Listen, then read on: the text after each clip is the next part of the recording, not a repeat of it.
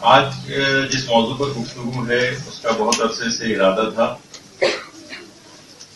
وہ یہ کہ دیکھیے ہر شخص، ہر طالب علم، ہر دینی اور دنیاوی اعتبار سے ہر شخص یہ چاہتا ہے کہ وہ ترقی کرے، دنیا میں بھی ترقی کرے، آخرت کے اعتبار سے بھی ترقی کرے، روحانیت کے اعتبار سے بھی ترقی کرے، علم کے اندر بھی ترقی کرے۔ لیکن اس کے باوجود ہم دیکھتے ہیں کہ ہمارا ارادہ کمزور پڑ جاتا ہے، عزم ہمارا ٹوٹ جاتا ہے، اور ہم میں استقامت باقی نہیں رہ پاتی۔ اچھا، کچھ چیزیں تو ایسی ہیں کہ جو کہ ہمارے استقامت اور ارادے کو نقصان پہنچاتی، اور کچھ اعمال ایسے ہیں کہ جو ہماری استقامت اور ہمارے ارادے کو مضبوط بناتے ہیں۔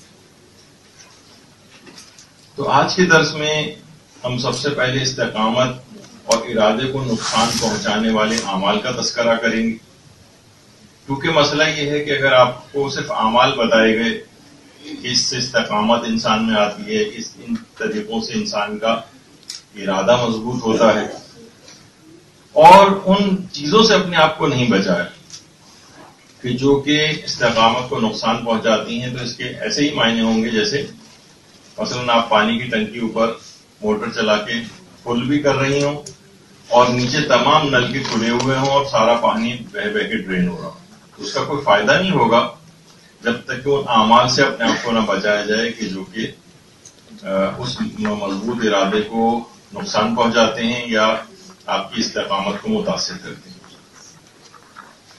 دیکھیے، اگر کوئی شخص، کوئی طالب علم ہو، دینی طالب علموں میں یہ چیز نظر آتی کہ اپنی دینی تعلیم کو ادھورا چھوڑ کر راہ فرار اختیار کرتے ہیں۔ طالبات بھی ایسی ہیں، سب نہیں، لیکن اچھی بڑی تعداد ان کی ایسی ہوتی ہے جو چند دن میں اس سے گھبرا جاتی ہیں، چند مہینوں میں گھبرا جاتی ہیں، یا ایک آدھ سال کے بعد ایک بڑی تعداد رخصت ہو جاتی ہے۔ ایسا نہیں ہے کہ وہ علم دین سے گھبراتی ہیں یا کوئی اور بات، بلکہ ان میں وہ استقامت پیدا نہیں ہو پاتی۔ اچھا، یہی حال ہماری عبادات کا بھی۔ کتنا زیادہ آپ دیکھتی ہیں کہ نماز شب کا ہر شخص دل دادا ہے، اسے پتہ ہے کہ نماز کتنی زیادہ فائدہ مند نماز ہے، کتنا زیادہ اس کا ثواب ہے، کتنے زیادہ اس کے فضائل ہیں، لیکن اس کے باوجود بھی، خواہش رکھنے کے باوجود بھی کتنے کم افراد ایسے ہیں کہ جو نماز شب کی پابندی کر پاتے ہیں، استقامت نہیں آ پاتی۔ خواہش ہوتی ہے لیکن، اور کچھ ارادہ کرتے بھی ہیں لیکن عزم و ارادہ ٹوٹ جاتا ہے۔ اسی طرح سے ہم دیکھتے ہیں کہ عزم و ارادہ اگر نہ ہو تو نماز فجر کی پابندی نہیں ہو پاتی، یا بہت سارے افراد اول وقت نماز کی پابندی نہیں کر پاتے اور آخر وقت میں نماز پڑھتے ہیں، بھاگم بھاگ نماز پڑھتے ہیں۔ تو یہ ساری چیزیں جو آپ کو نظر آتی ہیں معاشرے کے اندر، یہ صرف اس وجہ سے کہ عزم و ارادہ ان کا مستحکم نہیں ہو پاتا۔ اب تو گویا لوگوں نے ایک سرنڈر کر دیا ہے، اس کے سامنے ہتھیار ڈال دی کہ بھائی ہم سے یہ چیزیں نہیں ہو پاتی۔ ہر ترقی اس لیے رک جاتی ہے کہ استقامت نہیں آ پاتی، تو لہٰذا ان تمام اعمال اور چیزوں کو جاننا ضروری ہے کہ جو استقامت کو کمزور کرتے ہیں اور مضبوط ارادے کو نقصان پہنچاتے ہیں۔ اچھا، یہ باطل بھی اس بات سے آگاہ ہے کہ لوگ استقامت اختیار نہیں کر سکتے۔ آپ نے دیکھا ہوگا حکومتوں میں جب احتجاج ہوتے ہیں اور عوام احتجاج کرتی ہے اور دھرنے وغیرہ جو ہے وہ دیے جاتے ہیں، تو حکومتوں کی خواہش یہ ہوتی ہے ان دھرنوں کو طول دیا جائے۔ جتنا زیادہ یہ لمبے عرصے تک ہوگا اتنا ہی لوگ ڈسہارٹ ہونے لگیں گے، یہاں تک کہ ان کی تعداد کم ہونے لگتی ہے۔ سوائے اس کے کہ جو کہ ملت تشیع کے اوپر کچھ ایسے مراحل آئے جس میں انہوں نے عزم و استقلال کا مظاہرہ کیا، لیکن بہت سارے افراد پھر بھی ایسے ہوتے ہیں جو اتنے زیادہ دن تک ان میں استقلال اور عزم نہیں رہ پاتا، ڈسہارٹ ہو جاتے ہیں، استقامت نہیں رہ پاتی، اور نتیجہ یہ ہوتا ہے کہ اکثر دیکھنے میں آتا ہے کہ ان کی تعداد کم ہونے لگتی ہے، تو باطل بھی اس بات سے آگاہ ہے کہ لوگوں کے اندر یہ نہیں ہوتی، تو ان باتوں کو طول دو۔ ایران عراق جنگ جو ایک مسلط کی گئی تھی، تو اس کے اندر بھی یہ چیز تھی کہ باطل کا تھا ارادہ، اور ابھی تک آپ دیکھتے ہیں کہ بہت سارے علاقوں کے اندر حالات کبھی بھی صحیح نہیں ہوتے۔ فلسطین چلے چلا جا رہا ہے سلسلہ، حالات خراب رکھے جاتے ہیں۔ عراق، شام، اب جبکہ ہمارے مہاراجے کی فراست نے دشمن کو شکست فال کی اور نکال باہر کیا ہے، لیکن بہرحال پھر بھی کچھ نہ کچھ وہاں مستقل ہوتا رہتا ہے۔ تو 11 سال تک ایران عراق جنگ چلی۔ اتنے لمبے اور طویل عرصے تک جنگ کیوں؟ تاکہ جن میں عزم و استقلال اور ارادہ کمزور نہ ہو، استقامت نہ ہو، لوگ گھبرا جائیں اور حکومت کے خلاف ہونے لگیں۔ تو اس طرح سے جنگیں بھی مسلط کی جاتی ہیں۔ تو باطل بھی ان چیزوں کو سمجھتا ہے۔ اچھا، اب نیکی اور روحانیت کے جو خواہش مند افراد ہوتے ہیں، لیکن ان کو بھی چاہیے کہ وہ باطل سے بھی کچھ چیزیں بعض اوقات یہ ہوتا ہے عبرت کے طور پر انسان کو سیکھنی چاہیے، عبرت کے طور پر۔ مثلا آپ دیکھتے ہیں کہ میڈیا جو ہے وہ کتنا جاں فشانی کے ساتھ، کتنا زیادہ عزم کے ساتھ اور کتنی استقامت کے ساتھ برائی کی چیزوں کو پھیلاتا ہے۔ آپ دیکھیں، اگر 24 گھنٹے مسلسل نان سٹاپ، ایک سیکنڈ کی بھی اس کے اندر ناغہ نہیں ہوتا ہے، اور کتنے استقلال اور عزم کے ساتھ ٹی وی مسلسل چلتا ہے۔ کتنا آپ اخبارات کے اندر پڑھتی ہیں کہ فلاں جو اداکارہ ہیں وہ کثرت کام کی وجہ سے، اپنی شوٹنگ کی وجہ سے نیند پوری نہیں ہوئی اور بے ہوش ہو گئی۔ تو باطل اور جو حرام پیشوں سے وابستہ افراد ہیں، وہ تک اپنے عزم اور استقامت کے اندر اتنا ڈیڈیکیٹڈ ہوتے ہیں کہ ان کی یہ سب باتیں آپ سنتی ہیں۔ شیطان سے عبرت لینی چاہیے۔ شیطان کتنا زیادہ 24 گھنٹے خدا کی راہ سے ہٹانے کا کام کر رہا ہے، اور اس کے اندر اپنی استقامت اس نے دکھائی ہوئی۔ افسوس ہے کہ صاحبان ایمان نیکی اور سیدھی راہ پر آنے کے بعد بھی اور ہدایت یافتہ ہونے کے بعد بھی استقامت ان کے اندر نہیں آ پاتی۔ کتنی چیزیں ہم دیکھتے ہیں، ہماری پوری کوشش ہے یہاں پر مدرسے کے انتظامیہ کی بھی کہ کتنی سہولیات دی جائیں، کتنے کارکنان ہیں جو دن اور رات کام کرتے ہیں، اور پھر بھی کوئی اچھا پڑھنے کو تیار نہ ہو۔ اتنی آسانیاں اور سہولتیں ملنے کے بعد بھی تو یہ استقامت کی کمی کی ایک علامت بنتی۔ آیت اللہ حسن زادہ عاملی موجودہ مجتہدین میں سے ایک ہیں، اور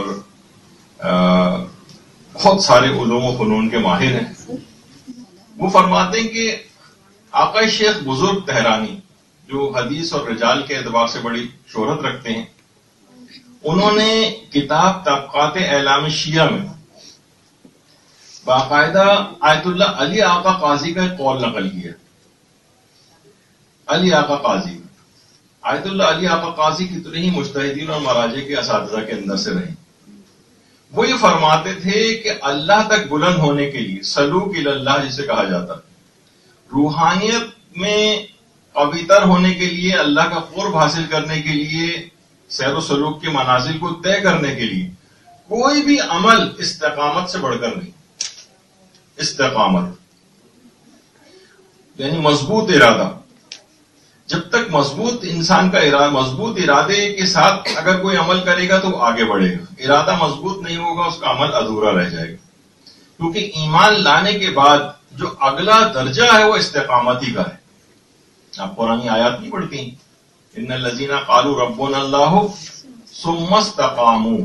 ابھی آگے آیت کا آگے اس کا ذکر آئے گا پوری آیت کا، یعنی ان افراد کی تعریف کی گئی ہے جو اللہ پر ایمان لائے ہیں، ثم استقاموا، اور اس کے بعد استقامت اختیار کی، یعنی ایمان لانے کے فوراً بعد استقامت کا تذکرہ ہو رہا ہے۔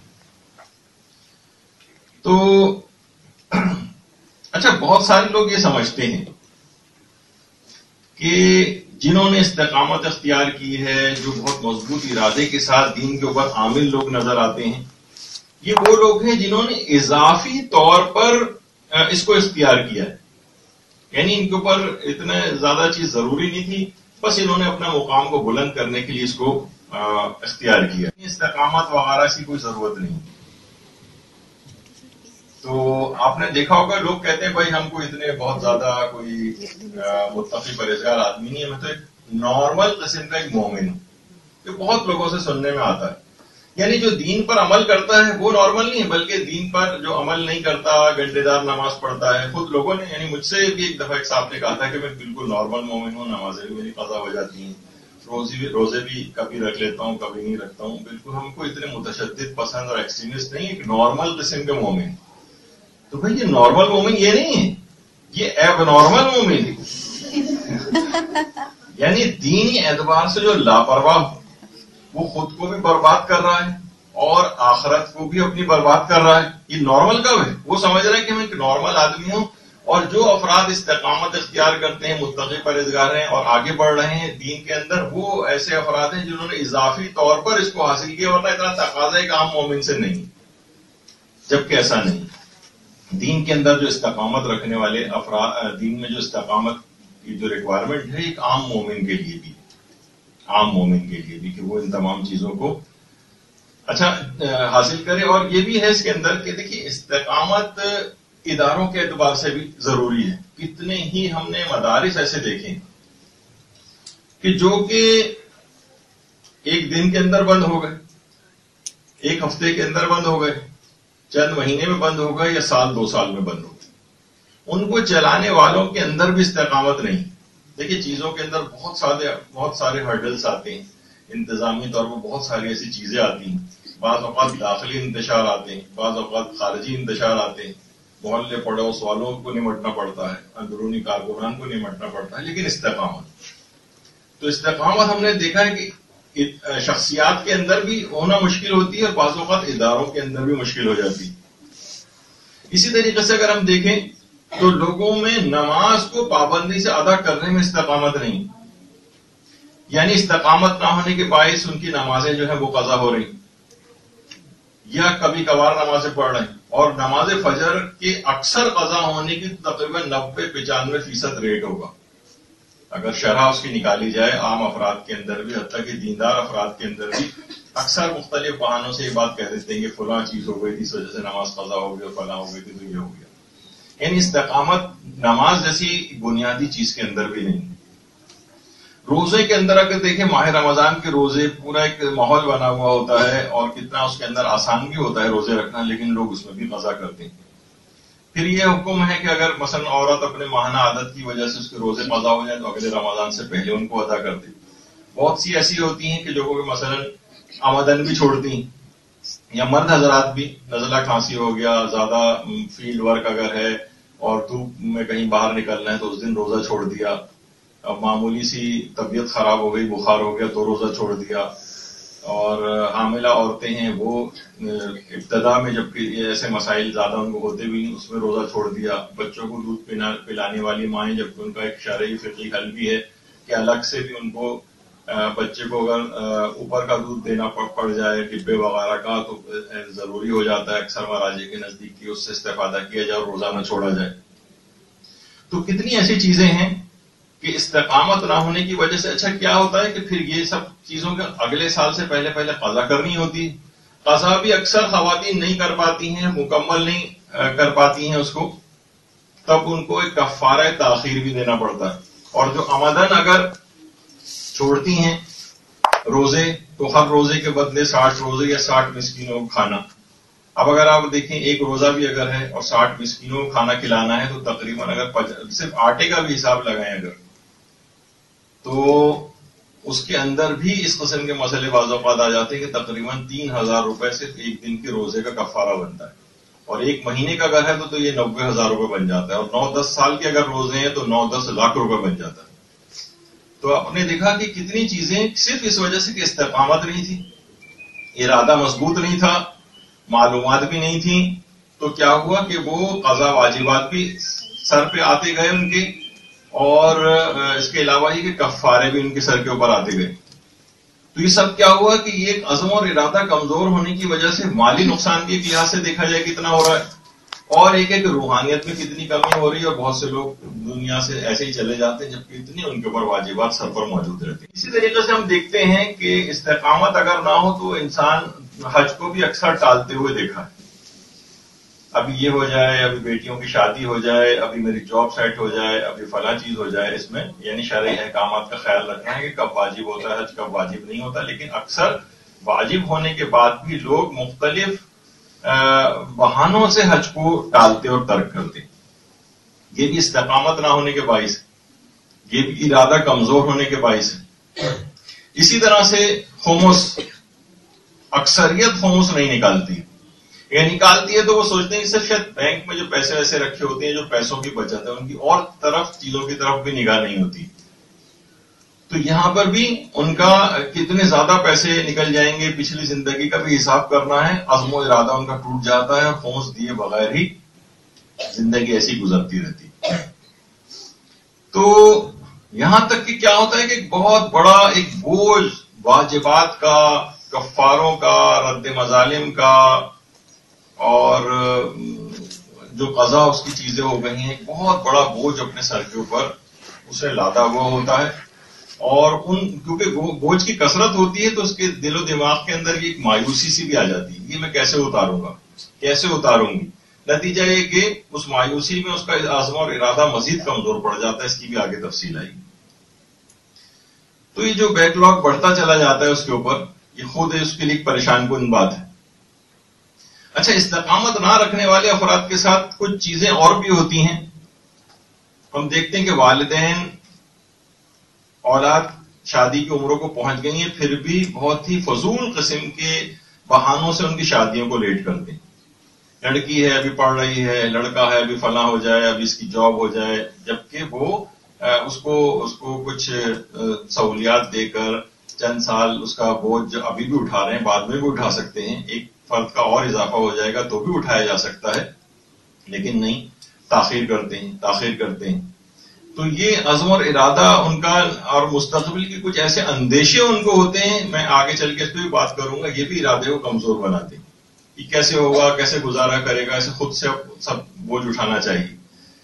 تو یہ افراد عزم و ارادہ اور استقامت نہ ہونے کے باعث اس قسم کے اندیشوں کا شکار ہوتے ہیں، نتیجتاً یہ کہ ان تمام باتوں کی وجہ سے مزید خرابیاں اور برائیاں پھیلتی ہیں۔ اچھا، ایسا نہیں ہے کہ لوگوں کے اندر ہر چیز میں ہی عزم و ارادہ کمزور ہے، ایسا نہیں، ورنہ اگر عزم و ارادہ کمزور ہوتا تو اتنی پابندی کے ساتھ گھنٹوں آپ ٹی وی کیسے دیکھتے ہیں؟ اس کے اندر تو آپ کا عزم و ارادہ بالکل کبھی ایسا نہیں ہوتا کہ وہ کہا جائے کہ جناب فلاں ڈرامہ جو بہت مشہور آ رہا ہے، شاذ و نادری کسی کوئی قسط اس میں سے نکلی ہو، یا کم سے کم اس کا قضا کے طور پر جو رات کے وقت دوبارہ نشریات ہوتی ہیں اس کے اندر دیکھ لیا جاتا ہے اس کو۔ تو اسی طرح سے واجبات کی، کسی سے پوچھا جائے واجبات وضو سنائیے، مبطلات نماز سنائیے، کسی کو یاد نہیں ہوں گے، لیکن اتنی معلومات ہوگی کہ اگر آپ سے پوچھا جائے کہ جناب فلاں اداکارہ یا اداکارائیں، ان کی تمام بایوگرافی جو ہے وہ آپ کو پتا ہوگی۔ کھلاڑی ہیں، نوجوانوں سے آپ پوچھیں کہ مثلا مقدس بیلی کے متعلق 2 جملے سنا، وہ نہیں سنا سکے گا، اور اتنے پرانے میں نے چند دن پہلے ایک بچے سے میری ملاقات ہوئی، مشکل سے 10-11 سال کا بچہ، تو اس سے میں نے پوچھا، ایک بہت پرانے ریسلر کا نام لے کے اس نے اس کے متعلق تمام باتیں بتانا شروع کر دی، جبکہ وہ شاید پیدا بھی نہیں ہوا تھا، اس زمانے میں اس کی ریسلنگ آیا کرتی تھی۔ تو بہرحال یعنی مقصد کہنے کا یہ ہے کہ وہ ہیں، ان کو آپ دیکھ لیں کہ یہ سب چیزیں نہیں پتا ہوں گی، لیکن کیا ہے کہ ان کے سکور پتا ہوں گے، کون کون سے کھلاڑی نے کس زمانے میں کون سا سکور کیا۔ بہت سارے عام افراد کو دیکھیں، سیاستدانوں کے متعلق کتنی معلومات ہوتی ہیں، حالات حاضرہ پہ کتنی معلومات ہوتی ہیں، خود آپ کو زیورات کے متعلق، کپڑوں کے متعلق، شاپنگ کے متعلق، موجودہ اور پرانے فیشنوں کے متعلق کتنی معلومات ہوتی ہیں۔ یعنی چند گھنٹے آپ خود محسوس کریں گے کہ لگاتار بیٹھ کے کبھی آپ نے فقہ کا کوئی درس نہیں سنا ہوگا، اخلاق کا کوئی اتنا درس نہیں سنا ہوگا جتنے آپ نے اب تک مارننگ شوز اور گیم شوز دیکھ لی ہوں گے۔ ایسا نہیں کہ استقامت کو جہاں آپ نے استعمال کرنا چاہا وہاں آپ نے صحیح استعمال کیا۔ بعض اوقات یہ بھی ہوتا ہے کہ انسان ارادہ ہی نہیں کرتا ہے، خواہش رکھتا ہے، جن چیزوں کی آپ نے خواہش رکھی ہے اور ارادہ نہیں کیا اس میں آپ کامیاب بھی نہیں ہوتے۔ تو کوئی بھی شخص اگر باقاعدہ استقامت کے ساتھ کسی بھی شعبے کے اندر جائے تو وہ ایک کمال کو حاصل کر سکتا ہے. اب کوئی سوچ بھی نہیں سکتا تھا چند سال پہلے تک، ابھی چونکہ ابھی ریسنٹ کی مثال ہے اور ہر طرح کی مثالیں اس کے اندر آئیں گی. زبیدہ آپا مثلا، اب آپ خود دیکھیں بہرحال ٹوٹکوں کے اندر، ٹوٹکے ایسے کون سی چیز تھے جس کے اندر بڑی مہارت اور اس میں ایک ان کا بہرحال انہوں نے ریسیپیز میں، کھانے میں اور اس کے اندر ایک کمال کو حاصل کیا بالآخر، اور یہاں تک کہ شہرت دنیاوی اعتبار سے ظاہری طور پر جو لوگ یعنی اگر ان کو مثال بنایا جائے تو یعنی کسی بھی چیز کو اگر انسان چاہے تو اس کے اندر کمال کو حاصل کر سکتا ہے بشرطہ استقامت سے کام لے. تو اس طرح سے بہت ساری چیزیں ہوتی ہیں. تو استقامت یہ اگر نہ ہو، دیکھیے بعض اوقات یہ ہوتا ہے کہ ممکن ہے کہ کوئی شخص مختصر سی وقتی محنت کرے اور کسی مقام کو حاصل کر لے، لیکن اس کو قائم اور دائم رکھنا یہ فقط استقامت کے ذریعے ممکن ہوتا ہے. ممکن ہے کہ بعض اوقات ہوتا ہے نا کہ آپ نے ہو سکتا ہے کہ وقتی محنت کی اور چند مہینے سال کے اندر ایک دم سے آپ کلک کر گئیں، لیکن کیا ہے کہ اس کو باقاعدہ برقرار رکھنا اور اس کو دوام دینا یہ صرف استقامت سے حاصل ہوتا ہے. یعنی اگر استقامت نہ ہو تو ہو سکتا ہے کہ پچھلی زندگی کے تمام کاموں کی جو محنت ہے وہ سب ضائع ہو جائے. یعنی آپ نے بہرحال اتنا زیادہ محنت کر کے کسی مقام کو حاصل کیا لیکن استقامت نہیں آ پائی، ارادہ آپ کا کمزور رہا، تو ممکن ہے پچھلی زندگی کے تمام کاموں کی محنت ضائع ہو جائے. یہ بھی ہو سکتا ہے. اور یعنی جتنی ترقی تھی وہ بھی رک گئی اور آگے بھی نہیں بڑھ پائے اور پچھلے بھی ضائع ہو گئے. اور اگر آپ دوام دیں گی، استقامت کو اختیار کریں گی، پچھلی تمام گویا محنت کو آپ آگے بڑھائیں گی، وہ سب بھی ضائع ہونے سے بچ جائے گی اور مزید ترقی بھی نصیب ہوگی. تو استقامت اس کو کہتے ہیں کہ انسان شروع سے لے کر آخر تک بغیر کسی نقصان کے اس کام کو اپنے انجام تک پہنچا دے. یہ ہے استقامت. استقامت کو ہم دیکھتے ہیں کہ مثلا کسان سے واقعی سیکھنی چاہیے کہ صرف ایک بیج ڈالتا ہے، بیج ڈالنے سے پہلے کتنے سارے کام کرتا ہے. وہ جو بیج ڈالا اور اس کے بعد اس نے لہلہاتی ہوئی فصل جو ہے وہ تیار ہو گئی، اس میں کسان کی استقامت ہوتی. اس سے پہلے کھدائیاں کرتا ہے، زمین کو ہموار بناتا ہے، مختلف قسم کی کھادیں ڈالتا ہے اور جتنی بھی ایسے نقصان پہنچانے والی کھیت کو جتنی چیزیں ہوتی ہیں ان کے اوپر جو ہے ان کو وہاں سے ہٹاتا ہے، موسموں سے اس کو بچاتا ہے، خراب موسموں کے اندر پانی زیادہ نہ چلا جائے، پودے کو پانی کم نہ چلا جائے. یا مثلا جیسے کہ ہم دیکھتے ہیں کہ اپنے جو ہمارا سرکاری ٹی وی اس کے اندر ہم دیکھتے ہیں کہ اسے امریکی چاہے ڈرون کی اتنی پرواہ نہ ہو لیکن امریکی سنڈی کی ان کو جو ہے بہت پرواہ ہوتی ہے اور مستقل اسی کے اوپر پروگرام آ رہے ہوتے ہیں. تو خیر یہ کہ اس کے اندر بہرحال کسان کا ایک بہت بڑا دخل ہوتا ہے کہ کس طرح سے ان تمام چیزوں کو کیڑوں سے بچاتا ہوا ایک فصل کو جو تیار ہوتی ہے یہ استقامت کے ذریعے تیار ہوتی ہے. اگر اس کے اندر کسان میں استقامت نہ ہو تو کبھی وہ فصل تیار نہیں ہو سکے. اچھا، اب یہ جو استقامت ہے کیا یہ اپنی مرضی سے ہم جیسی چاہیں استقامت اختیار کر لیں؟ یہ گنڈے دار طریقے سے اس کو استقامت کو اختیار کریں؟ نہیں، قرآن نے اس میں واضح طور پہ یہ بات کہی، فاستقم کما امرت. اے رسول استقامت اختیار کرو جیسا کہ تمہیں حکم دیا گیا. یعنی استقامت اختیار کرنی ہے لیکن کیسے؟ جیسے اللہ نے بتائے ہیں. کچھ طریقے ہیں وہ انشاءاللہ ہماری اگلی نشست میں بھی آئیں گے. یعنی یہ دائیں بائیں ہونا کسی کام میں، ٹال مٹول سے کام لینا، یہ اسلام میں نہیں چلتا ہے. اس سے استقامت بھی نہیں آ پائے گی. ہر احکام اسلامی پر سختی سے عمل ہو اور مومن کو کبھی بھی لومڑی کی طرح سے مکر و فریب سے کام نہیں لینا چاہیے. یعنی اپنی بے عملی کے بہانے نہ بنائیں، یہ ہو گیا تھا اور وہ ہو گیا تھا. وہ ہے نا کیا، bad carpenter always blames his tools. وہ ہمیشہ جو ہے نا وہ کہتا ہے کہ یہ چیز اس وجہ سے خراب بنی کہ میرے جو ہے نا اوزار صحیح نہیں تھے. یہ بہانے وہ بہانے. تو استقامت میں دیکھیے مشکلات آتی ہیں اور جتنی بڑی شخصیت ہوتی ہے اسی قدر استقامت کے اندر سختیاں آتی ہیں، اسی قدر.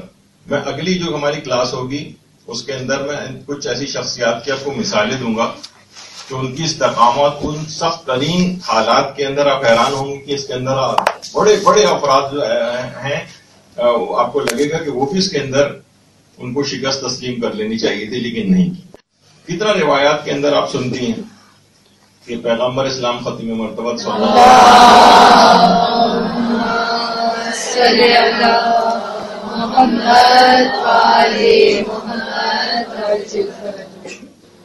سورہ ہود کی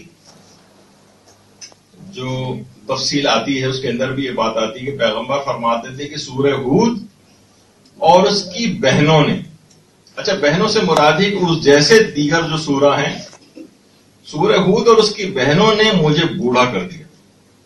بہت سی روایات کے اندر یہ بات آئی کہ اصحاب نے دیکھا کہ اچانک سے پیغمبر کے بال زیادہ سفید ہو گئے، تو لوگوں نے پیغمبر سے دریافت کیا تو پیغمبر نے یہ جملے ارشاد فرمائے. اور کچھ کہتے ہیں کسی بزرگ نے خواب میں دیکھا تھا اور ان سے پوچھا تھا تو پیغمبر نے ایک قرآنی آیت پڑھی تھی سورہ ہود کی. تو اچھا اب سورہ ہود اور اس کی بہنوں نے مجھے بوڑھا کر دیا. اچھا سورہ ہود کی بہنیں کون سی ہیں؟ خود اس کے اندر روایات ہیں کافی. کچھ جگہوں پہ کچھ روایت میں یہ ہے کہ مثلا سورہ واقعہ جو ہے تقریباً 5 سوروں کے نام لیے گئے کہ یہ سورہ ہود کی بہنیں.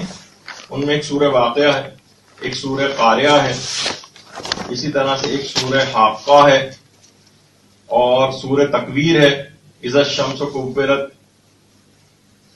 جسے سورہ کورت بھی کہا جاتا ہے، سورہ تکویر بھی کہا جاتا ہے، اور سورہ معارج.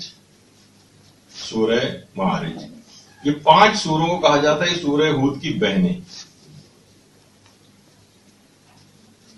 اچھا اسی طرح سے کچھ روایت ہے جس میں 3 سوروں کو کہا گیا ہے یہ سورہ ہود کی بہنیں کی. سورہ مرسلات ہے اور سورہ نبا ہے اور سورہ تکویر، یہ 3 سورے. اور ایک اور اس میں 2 سوروں کو کہا گیا سورہ واقعہ کو اور سورہ کورت. یعنی یہ مختلف روایات کے اندر ایک اختلاف ہے کہ اس کی سورہ ہود کی بہنیں کون سی. اچھا پیغمبر کو ان سوروں نے بوڑھا کیوں کر دیا؟ کچھ علماء کا یہ کہنا ہے کہ کیونکہ اس کے اندر ان سوروں کے اندر قیامت کے احوال، قیامت کی سختیاں وہ بیان ہوئی ہیں ان سوروں کے اندر، جس کی وجہ سے پیغمبر کے اوپر اس کا اثر ہوا. تو ممکن ہے اس وجہ سے ہو. البتہ خود سورہ ہود کے اندر بظاہر قیامت کا زیادہ ذکر نہیں. کتابوں میں کہ ایک بزرگ نے خواب میں دیکھا کہ پیغمبر اسلام کے بال سفید ہو گئے. درود بھیجیے محمد.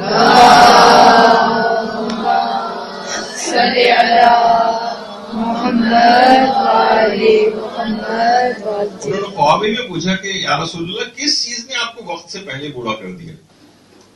یعنی انبیاء کے جو قصے ہیں قرآن نے بیان کیے ہیں اس نے کر دیا ہے یا قوموں کی ہلاکت نے کر دیا ہے یا کوئی اور وجہ ہے؟ تو پیغمبر نے اس وقت سورہ ہود کی اس آیت کو تلاوت کیا کہ فاستقم کما امرت، استقامت اختیار کرو جیسا کہ حکم دیا گیا. اس آیت نے بوڑھا کر دیا. تو اچھا اب علماء کہتے ہیں کہ اعمال پر استقامت اس سے مراد ہے تو پیغمبر کی شان سے بہت بعید ہے یہ بات. پیغمبر کے لیے دین پر عمل کرنا کون سا مشکل کام تھا کہ رسول کو یہ بہت مشکل لگتا اور پیغمبر دین پر استقامت کے اعتبار سے ان کے بال سفید ہو گئے. اچھا پھر یہی والی آیت جو ہے وہ سورہ ہود کے اندر بھی آئی، فَلِذَلِكَ فَادْعُ وَاسْتَقِمْ كَمَا أُمِرْتَ. بالکل یہی چیز سورہ شورا کے اندر بھی آئی. پھر سورہ حدید ہی کی جو ہے سورہ ہود ہی کی آخر تخصیص کیوں آئی سورہ ہود کی؟ پھر تو سورہ شورا کا نام بھی آنا چاہیے تھا کیونکہ یہی والی آیت اس کے اندر بھی موجود ہے. تو بہرحال اور دوسری بات یہ کہ دین پر عمل کرنا اتنا ہی ناممکن سا کام ہے تو کتنے افراد کو ہم دیکھتے ہیں کہ جو عام سے افراد ہیں وہ دین پر اس قدر عمل پیرا ہوتے ہیں تو پیغمبر کے لیے دین پر استقامت کون سی ایسی مشکل بات تھی؟ تو علماء نے بہرحال نتیجہ اس کا یہ نکالا ہے کہ اس کی وجہ یہ تھی کہ پیغمبر اسلام ان تمام برائیوں اور خرابیوں سے واقف تھے کہ جو مسلمان اور صاحبان ایمان جن کے اندر بعد میں مبتلا ہونا تھے، اور اس کا نتیجہ آخرت اور جہنم کی آگ میں جلنا تھا۔ پیغمبر اپنی امت سے شدید محبت کے احساس نے اور ان کے اعمال کے نتیجے میں ان کے انجام اور عاقبت کا سوچ کر پیغمبر پر آثار شیب ظاہر ہو گئے تھے، یعنی بڑھاپے کے آثار۔ پیغمبر فرماتے تھے کہ میں تم لوگوں کو، یعنی مفہوم روایت کا، کہ میں تم لوگوں کو جس طرح پتنگے آگ کے اندر جا رہے ہوتے ہیں، تم لوگ بھی آگ کے اندر گرتے جا رہے ہو، میں ایک ایک کو کھینچ کھینچ کر نکال رہا ہوں، اور تم لوگ میرا ہاتھ چھڑا چھڑا کر آگ کے اندر گرتے جا رہے ہو۔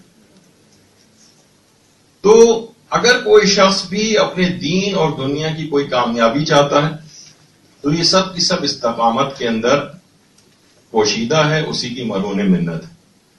آیت اللہ حسن زادہ عاملی، ان کی کتاب 1001 نکتہ، اس میں وہ فرماتے ہیں کہ جتنی بھی اللہ پروردگار عالم کی برکات کا نزول ہوتا ہے اور جتنا بھی فیضان الہی کسی کو ملتا ہے وہ فقط استقامت کی بنیاد پر ملتا ہے۔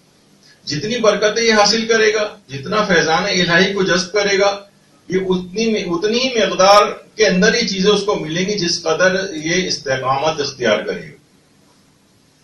اور آیت اللہ علی آقا قاضی، جن کی وادی السلام نجف اشرف میں قبر مبارک ہے، جو لوگ نہیں جاتے ہیں، اور یہ ان کی قبر ان جگہوں میں سے ہے جو علماء تقریباً دعویٰ کرتے ہیں اس بات کا، کہیں کوئی دعا قبول نہ ہو رہی ہو، آیت اللہ علی آقا قاضی قبر پہ جا کر دعا مانگے تو قبول ہو جاتی ہے لازم۔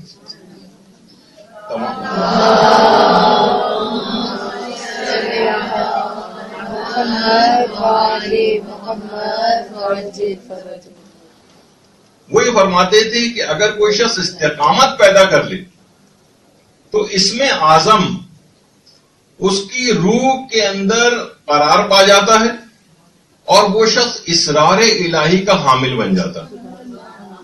یعنی استقامت اختیار تو کریں، وہ ہمارے ساتھ یہی ہوتا ہے نا کہ ہر صورت میں ہم کوئی ارادہ کرتے ہیں، ارادے ٹوٹتے ہیں، استقامت کو اختیار کر ہی نہیں پاتے ہیں، کوئی چیز مکمل طور پر جاری رکھ نہیں پاتے، علم کے اندر آتے ہیں تو علم کو کچھ عرصے بعد چھوڑ کر چلے جاتے ہیں، کوئی نیک کام شروع کرتے ہیں وہ اس میں دوام نہیں رہ پاتا، کوئی عبادت شروع کرتے ہیں اس کے اندر کمی رہ جاتی ہے، تلاوت قرآن شروع کرتے ہیں کچھ عرصے بعد وہ رہ جاتی ہے، یہاں تک کہ پھر رمضان آ جاتا ہے، رمضان میں تھوڑی بہت تلاوت کی، پھر رک جاتا ہے، نماز شب کی پابندی نہیں وغیرہ، بہت ساری چیزیں اگر آپ دیکھیں تو فرماتے تھے کہ اس میں اعظم اس کی روح کے اندر مستقر ہو جاتا ہے اور وہ اسرار الہی کا حامل بننے لگتا ہے۔ اور ایک اور فائدہ استقامت کا یہ ہوتا ہے کہ خود قرآنی جو آیات ہیں اس پہ، ان الذین قالوا ربنا اللہ ثم استقاموا، جو استقامت اختیار کرتے ہیں، تتنزل علیہم الملائکہ، ان کے اوپر ملائکہ نازل ہوتے ہیں۔ سبحان اللہ۔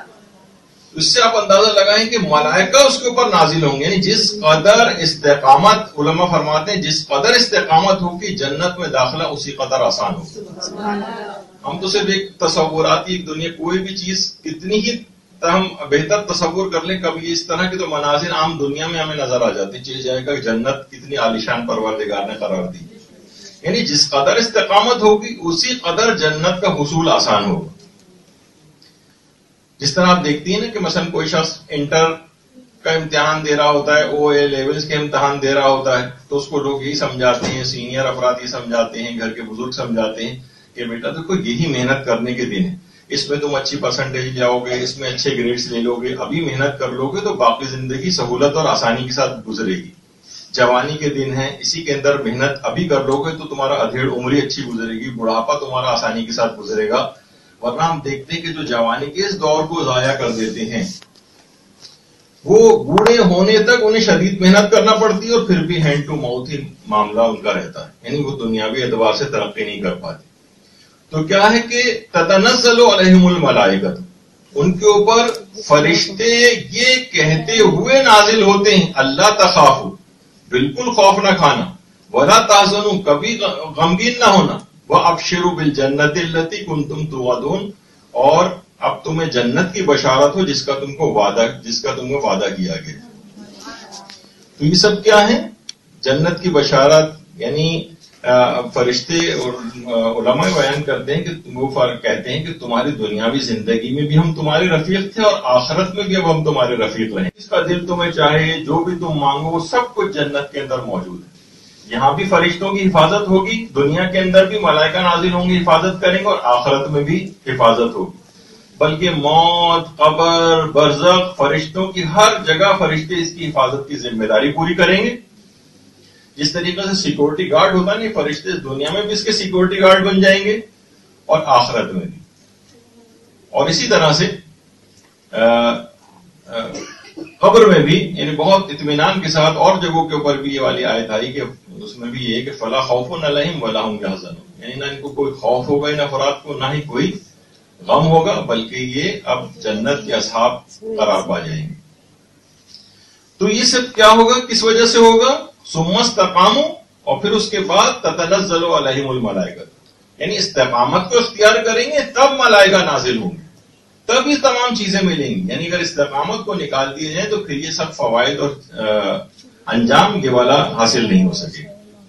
یہاں تک کہ روایات میں یہ بات آئی ہے قبر اور پھر قیامت کے دن بھی بالکل اطمینان سے ہوں گے, فرشتے ہر جگہ ساتھ ساتھ ہوں گے, یہاں تک کہ فرشتے پورے سرات کو بھی آرام سے پار کروا دیں گے اور پار کروا کر پھر جنت کے اندر داخل کیا جائے گا.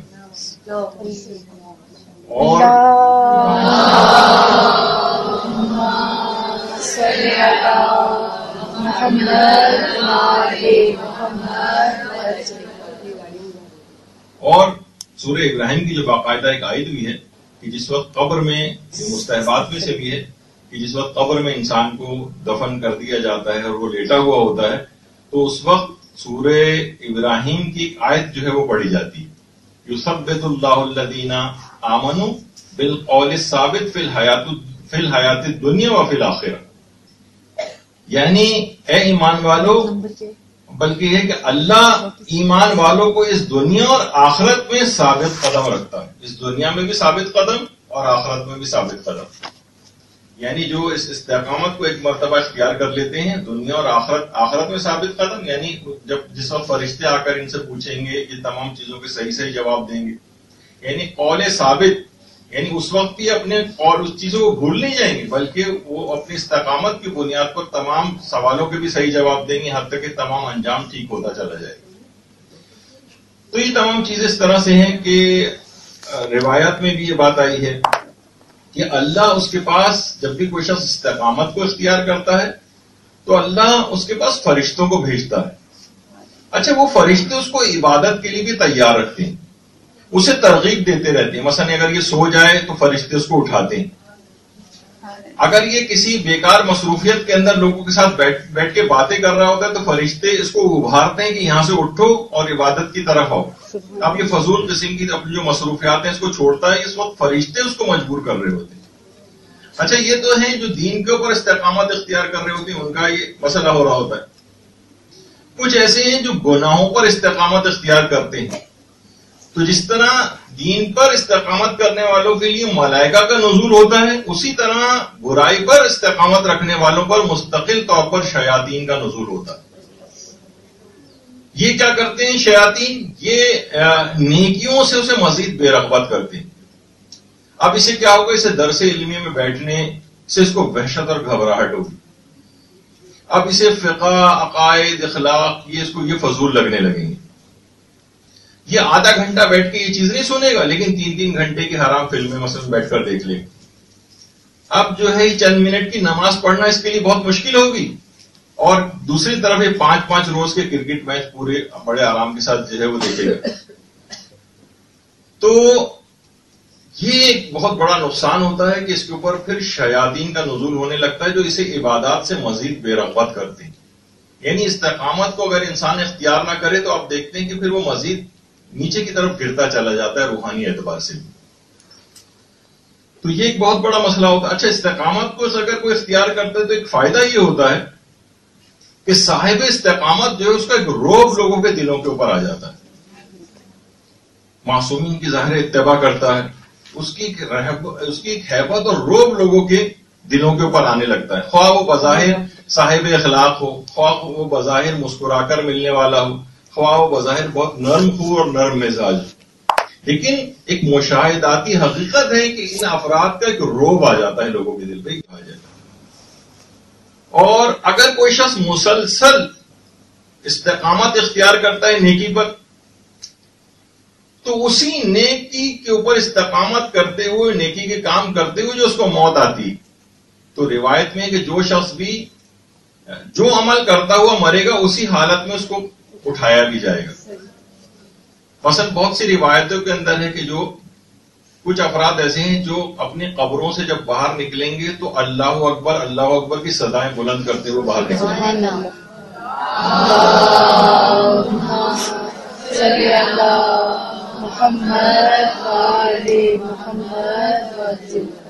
اس وجہ سے کہ مثلا دنیا کے اندر بھی ذکر الہی میں ہر وقت ان کی زبان کے اوپر ذکر خدا رہتا تھا.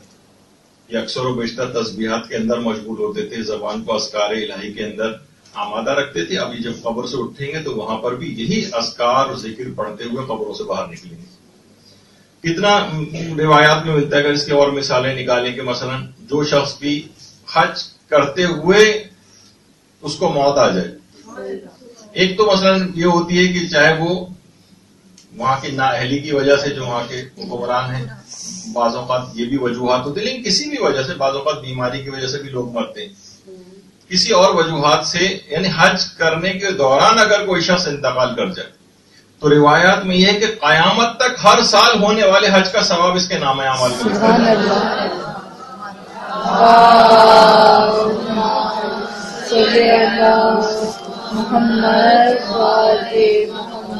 استقامت کے ساتھ کوئی ایک کام کر رہے تھے اور اسی حالت کے اندر مر گئے، اب وہی کام کا ثواب قیامت تک اس کو ملتا رہے گا اور اسی طرح سے وہ قیامت کے اندر اٹھایا جائے گا. ہو سکتا ہے تلبیہ پڑھتے ہوئے قبروں سے اپنے برآمد. اچھا، اب جو ہے استقامت کو، اب جو چیزیں انسان کو نقصان پہنچاتی وہ اعمال کون کون سے ہیں جو ہم دیکھیں کہ ہم کیوں آخر اپنی بات پہ قائم نہیں رہتے، اپنے ارادے پر قائم نہیں رہتے. ہم کوئی چیز، کسی چیز کا ارادہ کرتے ہیں، وہ ارادہ پورا نہیں ہوتا، شکستہ ہو جاتا ہے، عزم ٹوٹ جاتا ہے، کام اپنے انجام تک نہیں پہنچتے. تو سب سے پہلی وہ چیز جو امام خمینی فرماتے تھے کہ انسانی ارادے کو کمزور کرنے والی کوئی بھی چیز گانے اور موسیقی سے بڑھ کر نہیں. یہ جس قدر بھی کسی بھی طرح سے، چاہے ٹی وی کی آواز مستقل طور پر، ایک تو ٹی وی کا ہر وقت کھلا رہنا آواز کے ساتھ، یہ اچھی چیز نہیں ہے. مستقل طور پر آپ کے کان میں حرام موسیقی کا جانا، حرام گانوں کا جانا، یہ خود بخود جب انسان کے دماغ میں اس طریقے سے یہ چیزیں، اور بعض اوقات ہر دفعہ ممکن بھی نہیں کہ آپ اس پہ توجہ نہ دیں، کبھی توجہ بھی دینے لگتے ہیں، تو یہ انسانی ارادے کو سب سے زیادہ کمزور بنانے والی چیز ہے. انسانی ارادے کو سب سے زیادہ کمزور. بلکہ ہمارے استاد محترم کہتے تھے کہ یہ اس کو، گانے اور موسیقی کو ایمان کا کینسر نہیں بلکہ ایمان کا ایڈز قرار دینا چاہیے. یعنی جس کے اندر کیا ہوتا ہے کہ انسان کی قوت مدافعت ختم ہو جاتی ہے. قوت مدافعت ہے تو وہ بہت سارے انفیکشنز کا مقابلہ کرتا ہے. اب جب قوت مدافعت جراثیم کی بالکل ختم ہو گئی تو اب نمونیا کا وائرس جو جراثیم وہ نمونیا کر دے گا، ٹی بی والا ٹی بی کر دے گا، جتنے اور بے شمار امراض کا ایک گڑھ یہ شخص بن جاتا ہے. تو گانے اور موسیقی سے بڑھ کر کوئی بھی چیز انسانی ارادے کو نقصان پہنچانے والی نہیں، امام خمینی کہا کرتے تھے. تو کوشش کریں کہ یہ ایک چیز ہے. اور دوسری چیز ہے جس سے انسانی ارادہ کمزور پڑ جاتا ہے، وہ ہیں برے دوست. برے دوست باقاعدہ سورہ زخرف کے اندر بھی یہ چیز آئی ہے کہ قیامت میں سب ایک دوسرے کے دشمن بن جائیں گے سوائے متقی افراد. یعنی جتنے بھی یہاں بظاہر آپ کے دوست بھی نظر آ رہے ہیں، اگر وہ متقی پرہیزگار سہیلی نہیں، قیامت میں سب دشمن بن جائیں گے ایک دوسرے کے. تو کوشش یہ کریں کہ یہ برا دوست، دیکھیے اگر برا دوست، بری سہیلی، یا اگر وہ برائی میں قوی ہے تو وہ ساتھ ساتھ آپ کو بھی گمراہی کی طرف لے جائے گی. یہی وجہ ہے کہ جو قرآن کے اندر آیا کہ قیامت کے دن باقاعدہ ایسے افراد اپنے دانتوں سے اپنے ہاتھوں کو کاٹیں گے اور کہیں گے یا ویلتی لیتنی لم اتخذ فلانا خلیلا. کاش میں نے دنیا میں فلاں شخص کو اپنا دوست نہ بنایا ہوتا. کیونکہ آپ دیکھتی ہیں بہت سارے نیکی کے کام آپ کرنے کے لیے جاتی لیکن وہ سہیلی آڑے آ جاتی یا اس کے ساتھ زیادہ دیر بیٹھتی ہیں وہ دنیا کی طرف آپ کو مائل کر لیتی. تو برے افراد، برے دوست، یعنی حضرت نوح کا وہ بیٹا جو کسی صورت حضرت نوح کی تمام تر کوششوں کے باوجود راہ راست پر نہیں آیا تھا، یہاں تک کہ اپنی آنکھوں سے مسلسل پانی کو پہاڑ کے اوپر چڑھتا ہوا دیکھ رہا تھا اور آخری وقت تک حضرت نوح بلاتے رہے لیکن نہیں آیا. اس کی وجہ بھی علماء نے برے دوست قرار دی. اس کے دوست برے تھے جس کی وجہ سے اس کا انجام یہ ہوا. تو اچھا، اگر اہل استقامت والے دوست آپ بناتی، ایسی سہیلیاں بناتی جو آپ سے روحانی اعتبار سے، دینی اعتبار سے قوی، تو وہ اپنی استقامت کو آپ کے اندر منتقل کرتے ہیں. استقامت کو دیکھیے، پچھلی گفتگو ہماری یہاں پر ہوئی اس کے اندر ایک بات آئی تھی کہ تقریر میں مقرر کے اثرات ہوتے ہیں، تحریر میں محرر کے اثرات ہوتے ہیں. علماء فرماتے ہیں کہ جو شخص تقریر کر رہا ہوتا ہے اگر وہ خراب آدمی ہے عقائد اور کردار کے اعتبار سے تو وہ اپنی برائیاں اپنے سامعین میں منتقل کرتا ہے، اور اگر وہ نیکوکار ہے، صالح ہے، صحیح عقائد کا حامل ہے تو وہ اپنی تقریر کے اندر اپنی برائیاں، یعنی جو سننے والے افراد ہیں وہ اس کی اچھائیاں اس کے اندر منتقل ہونے لگتی ہیں. تو جب یہ ہے کہ جو شخص بھی یعنی کوئی بات ایسی کہتا ہے جس پر خود عامل ہوتا ہے تو دوسرے لوگ اس کی بات میں اثر بھی ہوتا ہے، وہ لوگ بھی اس کے اوپر عمل کرنے لگتے ہیں. تو ایسے دوستوں کا انتخاب کرنا چاہیے، کیونکہ اگر برے دوستوں کا انتخاب کیا تو وہ ان کے پاس استقامت ہے برائیوں والی، ان کے پاس ملائکہ کے بجائے شیاطین کا نزول ہوتا رہتا ہے، انہی کے ساتھ آپ ہر وقت بیٹھی ہوئی. تو نتیجہ یہ کہ وہ تمام نحوستیں جو اس کو دامن گیر ہیں اس کے اندر آپ بھی گرفتار ہو جائیں گے. آپ کا ارادہ بھی کمزور رہ جائے گا، وہ آپ کو آگے بڑھنے نہیں دے گی، بلکہ آپ کو ہو سکتا ہے مذاق اڑائے گی، یہ تم نے کیا کرنا شروع کر دیا، تم تو، یعنی آپ کو ڈسکریج کرے گی اس میں راہ میں آگے قدم بڑھانے سے. اس کے مقابلے میں اہل استقامت اپنے سے دین میں اور علم میں اور تقویٰ پرہیزگاری میں بہتر کی تلاش کر کے آپ کسی ایسی کو اپنی دوست اور سہیلی بنائیں گی، وہ آپ کو آگے کی طرف لے کر جائے گی. جب بھی ہم دیکھتے ہیں کہ مثلا جو سیدھے ہاتھ پہ امام خمینی، بچپن سے امام خمینی ہمارے علماء کی، اگر دیکھیے جو بڑے افراد ہیں ان کا بچپن بھی اگر آپ دیکھیں تو اس کے اندر ایسی ایکسٹرا آرڈنری چیزیں ملتی ہیں.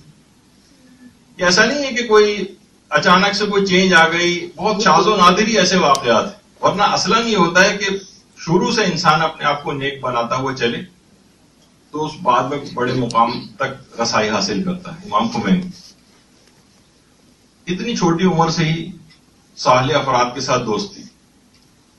آیت اللہ سیستانی، آیت اللہ خوئی کے مقابلے میں کتنی چھوٹی عمر، لیکن بچپن سے نہیں، ابھی داڑھی مونچھ بھی نہیں نکلی آیت اللہ سیستانی، کتنی کم عمر، لیکن کیا ہے کہ اپنے سے ایک بہتر دوست کا انتخاب کیا اور صرف یہ دوستی چلتی رہی یہاں تک کہ یہ دوست بڑے ہو گئے بعد میں اور دونوں اپنے اپنے زمانے کے مرجع وقت پر.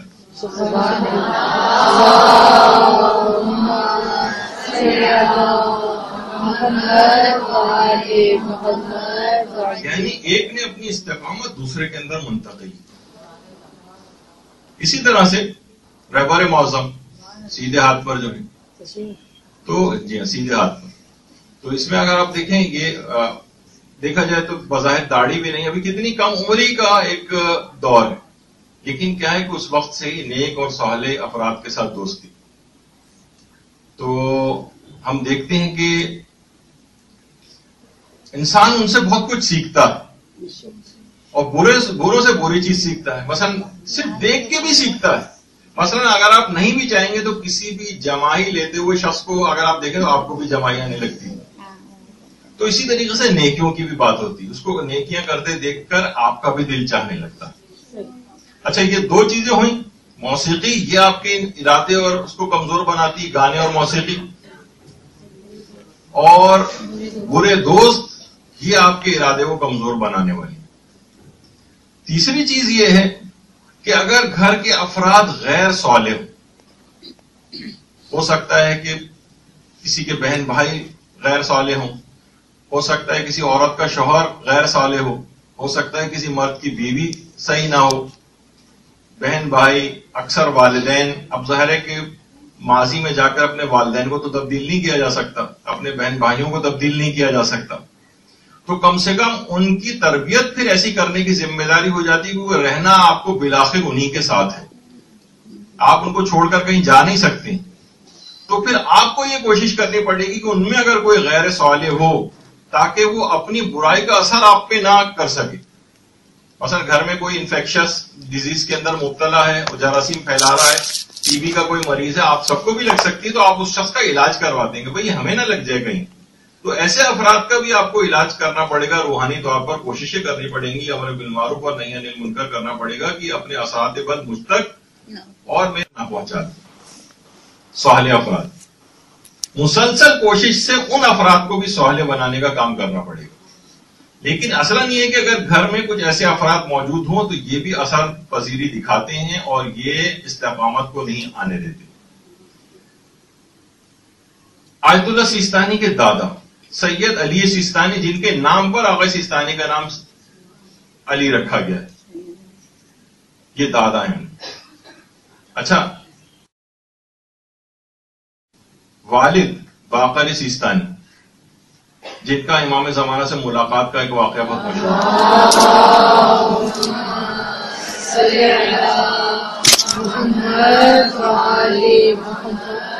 دیکھیے، اگر صالح لوگ خاندان کے اندر ہوں، اپنے دادا سے دیکھا جو اپنے زمانے کے قاضی القضات تھے، پھر ان کے والد باقر سیستانی، پھر خود آیت اللہ سیستانی کے بھائی، یعنی بھائی بھی ایسے، گھر کا ماحول ہے تو انسان سب ٹھیک ہوتے چلے آتے ہیں. آیت اللہ محمود سیستانی، یہ ان کے بھائی ہیں آیت اللہ سیستانی.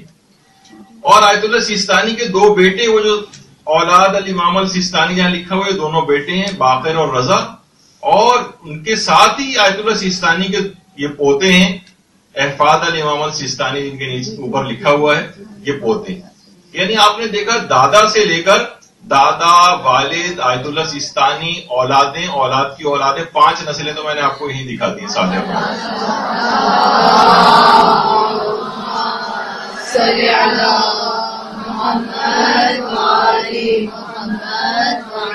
نیکی اور صالح ہونا، نیک ہونا اور صالح ہونا پھر ان نسلوں میں اس طرح سے منتقل ہوتا.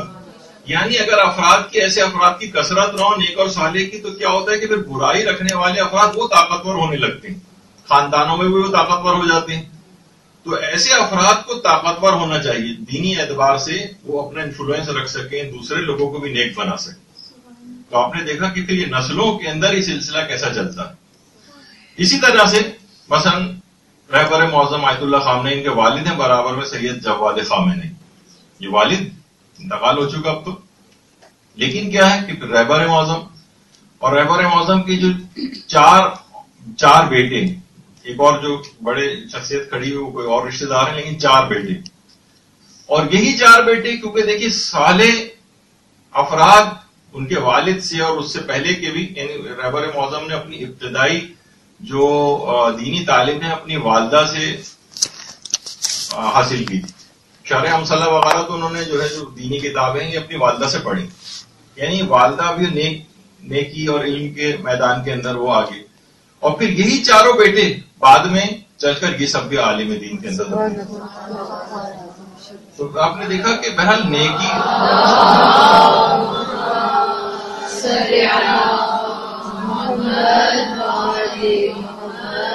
تو خاندان کو بھی صالح بنانا پڑے گا، تبھی ان کے اثرات آپ تک پہنچیں گے، آپ بھی اپنے ارادوں کے اندر مستقیم رہ سکیں گی، استقامت ہوگی، ارادے ٹوٹنے نہیں پائیں گے. ورنہ یہ غیر صالح افراد کی کثرت اور بھرمار ہوگی خاندان میں، تو وہ آپ کسی چیز پر عمل کرنا چاہیں گی وہ لوگ نہیں کرنے دیں گے. آپ تعلیم دین حاصل کرنے آنا چاہیں گی، شوہر رکاوٹیں ڈالے گا، بھائی رکاوٹیں ڈالیں گے، والدین رکاوٹیں ڈالیں گے، ان کو بھی تبدیل کرنے کی ذمہ داری رہے گی، ورنہ آپ کا ارادہ کبھی مصمم نہیں ہو پائے گا. اچھا، اسی طرح سے جو اگلی چیز ہے جس سے انسانی ارادہ کمزور ہوتا ہے وہ ہے کوئی بھی جسمانی یا نفسیاتی کمزوری. یہ خود بھی استقامت کو اور ارادے کو نقصان پہنچانے والی. دیکھیے کتنے افراد ایسے ہیں جو کہ بہت بدتمیز اور جھگڑالو ٹائپ کے ہوتے ہیں خاندانوں میں. اگر آپ دیکھیں تو حقیقتاً بہت سنجیدہ طور پر انہیں ایک نفسیاتی علاج کی ضرورت ہوتی ہے. بس لیکن لوگوں میں کیا ہوتا ہے، یہ بہت بدتمیز ہے، یہ عورت بہت بدتمیز ہے، یہ بہو بہت بدتمیز ہے، یہ ساس بہت بدتمیز ہے، یہ فلاں شوہر بہت بدتمیز ہے، یہ پھر یہی آپ سنتے ہیں، جبکہ ان کو کوئی سائیکیٹرک النس ہوتی. تو ان کے علاج کی ضرورت ہوتی جو ہمارے ہاں سمجھا نہیں جاتا. مار پٹائی ان کے ساتھ ہوتی ہے، انہیں برا بھلا کہا جا رہا ہوتا ہے. کسی کو مثلا ٹیوبرکلوسس کا مریض ہے، وہ کھانسے چلا جا رہا ہے، آپ اسے لاکھ پورا زمانہ برا کہتا رہے کہ مت کھانسو، تمہارے کھانسنے سے ہمیں تکلیف ہو رہی، کیوں کھانس رہے ہو؟ بھائی وہ مجبور ہے، بیمار ہے، اس کا علاج کروائیں گے تو کھانسی دور ہوگی. اسی طریقے سے ان افراد کو بھی میڈیکل ٹریٹمنٹ کی ضرورت پیش آتی. مثلا کتنی بیماریاں ایسی مثلا آج کل مشہور بھی ہو گئی یہ بات، پہلی طرح نہیں سمجھا جاتا تھا کہ وائٹامن ڈی کی اگر کسی کے اندر کمی ہو جائے، اب کتنی ساری چیزیں اس کے ساتھ جو ہے وہ ہو رہی ہوتی ہیں. اس کو مثلا جسم کے اندر درد ہو رہا ہے، اس کے مسلس میں جو ہے کمزوری ہو رہی ہے، اس کو ڈپریشن ہوا جا رہا ہے، اس کو جو ہے وہ بھول کا مرض لاحق ہوا ہے، اتنی ساری چیزیں اس کے ساتھ ہوئی نہیں. اور اسے آپ کہہ رہے ہیں کہ بھائی استقامت اختیار کرو، اس کو کہہ رہے ہیں کہ جناب آپ کا ارادہ کیوں مضبوط نہیں ہوتا، وہ کیسے کرے؟ یعنی اس کے اندر ایک چیز کی کمی ہوئی ہوئی ہے جسمانی اعتبار سے. مثلا کوئی شخص کمزوری کے اندر ہے، جسم ڈائریا ہوا ہوا ہے، اس کو جسم سے نمکیات نکل چکے، بستر پہ گرا پڑا، اسے کہنے 11 رکعت کی نماز شب کھڑے ہو کر پڑھو، یہ تو نہیں ہوگا نا. استقامت اس کی ٹوٹ جائے گی، ارادے کا کوئی فائدہ نہیں ہوگا، ارادہ کرنے کا بھی کمزور پڑ جائے گا. تو بہت سی چیزیں ایسی ہیں جن کی طرف متوجہ ہونا چاہیے کہ کہیں ایسا تو نہیں کہ ہمارے جو چیزیں سستی ہو رہی ہے، ہمیں بجھی بجھی سی طبیعت ہے، ہو سکتا ہے ڈپریشن ہو سکتا ہے وائٹامن ڈی کی ڈیفیشنسی، تو یہ سب ہوتا ہے. اسی طریقے سے مثلا کتنی خواتین ایسی ہیں گری گری طبیعت ہو رہی ہے، چکر آ رہے ہیں، ان کو کمزوری کا احساس ہو رہا ہے، دل کی دھڑکن بہت زیادہ تیزی کے ساتھ دل دھڑک رہا ہے، مثلا بلڈ پریشر لو ہوا جا رہا ہے، بعض اوقات بے ہوشی کی کیفیت بھی ہو جاتی ہے، کوئی بھی اس طرح کی چیز پتہ چلا خون کی کمی ہے ان کے اندر. اب ان سے کہیں کہ جناب آپ کا عزم اور ارادہ کبھی کیوں نہیں ہوتا، اسے لاکھ آپ درد سنیں، اسے کبھی کمی ہو نہیں سکے گا عزم اور ارادہ کبھی، کیونکہ جسمانی کمزوریاں اس کو کچھ ایسی لاحق ہیں جس کو کریکشن کی ضرورت ہے. بیمار جسمانی اعتبار سے بیمار شخص سے آپ توقع نہیں کر سکتے کہ وہ بڑے بڑے ٹاسک اور گولز کو اچیو کرے گا، یہ نہیں ہو پائے گا. اسی طرح سے مثلا تھائرائڈ کی بیماری بعض اوقات جو ہے وہ اوور ایکٹیو ہو جاتا ہے تھائرائڈ گلینڈ، کبھی وہ انڈر ایکٹیو ہو جاتا ہے. دونوں صورتوں کے اندر بہت ساری ایسی اس کے اندر چیزیں ہوتی ہیں کہ جس کو جب ایکسیڈنٹلی جب کبھی جاتے ہیں یا کوئی ایسے انویسٹیگیشن کرانی پڑتی ہیں تو چیزیں کچھ نکلتی ہیں، ورنہ ایک عرصے طویل عرصے تک انسان ایسے ہی چل رہا ہوتا ہے اور وہی سوچ رہا ہوتا ہے میں کیا کروں، میں تو اپنی چیزوں کو کر ہی نہیں پاتا، کتنی دفعہ میں نے کوشش کی، عزم و ارادہ میرا کامیاب ہی نہیں ہوتا. پتہ چلا اس کے پیچھے کوئی جسمانی ٹائپ کی چیزیں ایسی ہو رہی. مثلا کسی کو اور کوئی بیماری نہیں، صرف لو بلڈ پریشر ہی رہتا ہے، لو بلڈ پریشر میں بھی گری گری طبیعت رہتی ہے، کبھی چکر آنے لگتے ہیں، کبھی دل زور زور سے دھڑکنے لگتا ہے وغیرہ. یہ تمام چیزیں ایسی ہیں جو اس کو عمل کے اوپر ابھاریں گی نہیں، بلکہ ڈپریس رکھیں گی کہ نہیں کام نہیں کروں، تو وہ اس کا عزم اور ارادہ کبھی نہیں ہو پائے گا. تو یہ تمام چیزیں ایسی ہیں کہ جن کا خیال رکھنا چاہیے. میں سب چیزوں کا تو آپ کو نقشہ کوئی میڈیکل کا یہاں پر تو نہیں ہو رہا ہے لیکچر کے، میں ساری چیزیں آپ کو بتاؤں، لیکن ایک متوجہ کرنا ہے کہ اس طرح کی چیزیں بھی ہوتی ہیں کہ جو عزم و ارادے کو ناکام بناتی ہیں اور استقامت کو نہیں آنے دیتی. اچھا، اب اس کے علاوہ پھر ایک سستی کا ایک مرض ہے، سستی. اچھا دیکھیے وہی والی بات، سستی کا مرض بھی یہ متعدی مرض ہے، لگنے والا ہے. جیسے میں نے کہا نا، جمائی لیتے دیکھے کسی کو آپ تو آپ کو خود بھی نیند آنے لگتی، جمائی آنے لگتی اسے دیکھ کر. تو اگر آپ نے ایسوں کو اپنا دوست بنایا جو سست ہیں، کاہل ہیں، کتنی آپ چیزیں دیکھتی ہیں سستی کے. بعض اوقات لطیفے بھی ہیں کہ کون زیادہ سست ہے، تو ہر کوئی کہا کہ آخری میں جو آدمی تھا اس نے کہا کہ میں بٹن دبا کے ہر چیز کرنا چاہتا ہوں. جو سب سے زیادہ سست ہے وہ کہنے کا اصل مسئلہ ہے کہ بٹن کون دبائے گا، تو اس کے اندر بٹن دبانے کے لیے بھی اتنی سستی. تو جو سست مزاج ہو جائے تو یقین کیجئے پھر وہ عزم و ارادہ کرنا، استقامت اختیار کرنا چیزوں پر، اس کی سختیوں کو برداشت کرنا سست مزاج آدمی کا کام نہیں. سستی کا علاج کیا ہے؟ اچھا اب دیکھیں سستی کے اندر نوجوان آج کل آپ نے دیکھا کتنا زیادہ سست ہوتے جا رہے ہیں. مثلا ان کو ہاتھ میں پکڑ کر اگر وہ کوئی چیز دیکھنی بھی ہے اس کے اندر تو ان کو ہاتھ میں پکڑنے کا بھی پھر انہوں نے شیشے کے اوپر اس کو رکھا اور اس میں نیچے سے اس کو دیکھنے کی اتنی بھی محنت نہ کرنی پڑ جائے. تو اس کا علاج کیا ہے؟ اس کا علاج فقط چستی. سستی کا علاج چستی. ہر کام ایک تو خود کرنے کی عادت ڈالیں. پیغمبر اسلام کے جو مخلص اصحاب کرام تھے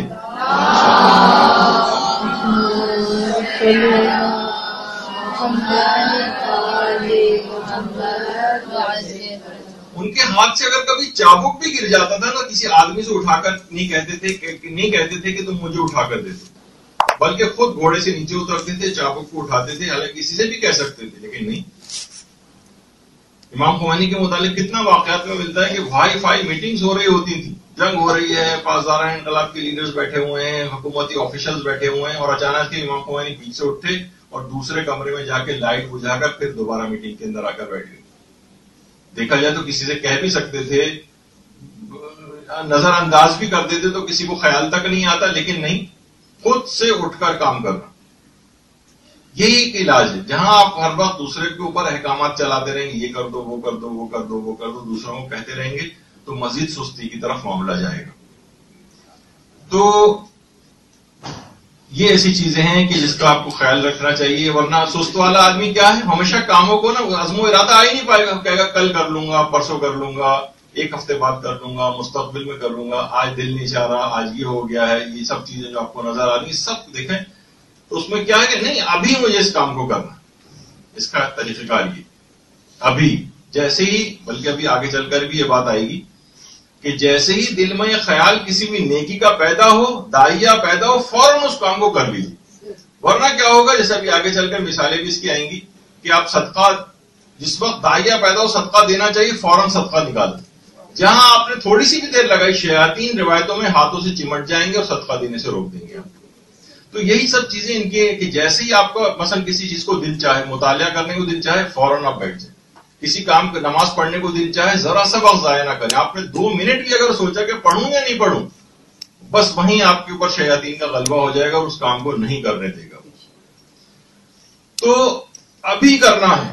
جیسے ہی خیال داعیہ دل میں پیدا ہو، سمجھ جائیں کہ جو کوئی فرشتہ ہے وہ دل سے گزر گیا ہے، اس نے توفیق مجھے پیدا ہوئی، بس فوراً اس توفیق کو آپ حاصل کر لیں.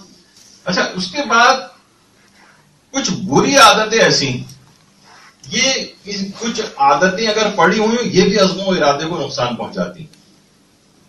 جبھی روایات میں بھی بات آئی کہ عادت کا بدلنا معجزے سے کم نہیں، بلکہ یہاں تک ہے کہ اگر کوئی شخص یہ کہے کہ سورج مغرب سے نکل آیا ہے تو یقین کر لینا، لیکن کوئی یہ کہے کہ فلاں نے اپنی عادت بدل لی ہے تو یقین نہ کرنا. نہیں، اتنا مشکل کام ہے کہ سورج کا مغرب سے نکلنا نسبتاً قابل قبول ہے بنسبت اس بات کو قبول کرنے کی.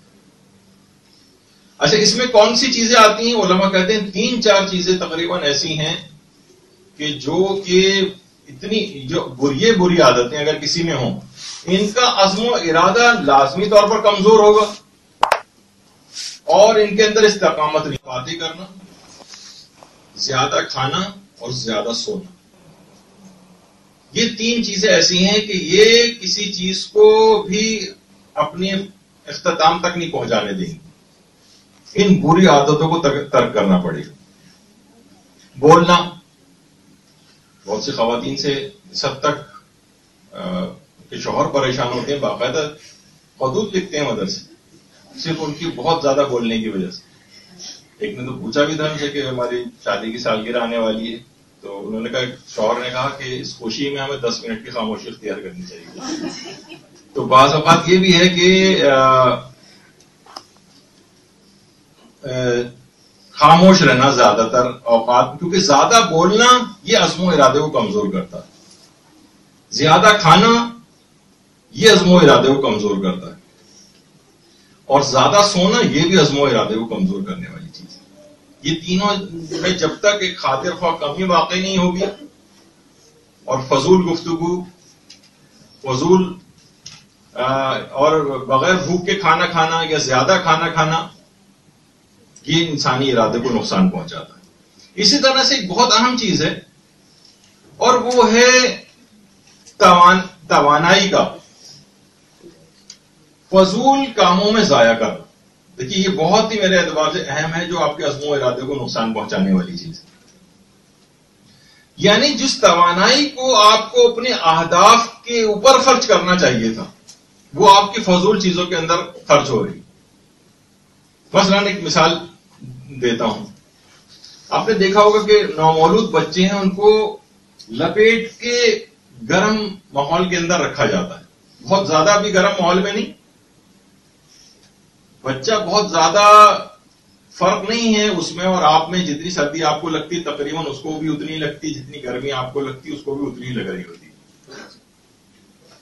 خاص طور پہ وہ بچے کے جو کہ ذرا وزن کے کم پیدا ہوتے ہیں، ان کے متعلق ہے کہ ان کو گرم اس میں رکھا جائے.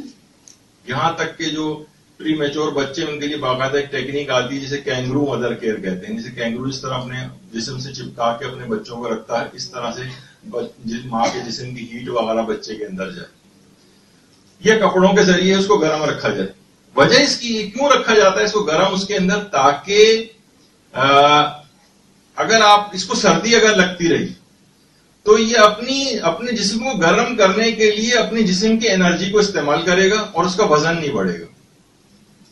یہ ساری انرجی تو جسم کو اپنے گرم رکھنے کے لیے استعمال کر رہا ہے.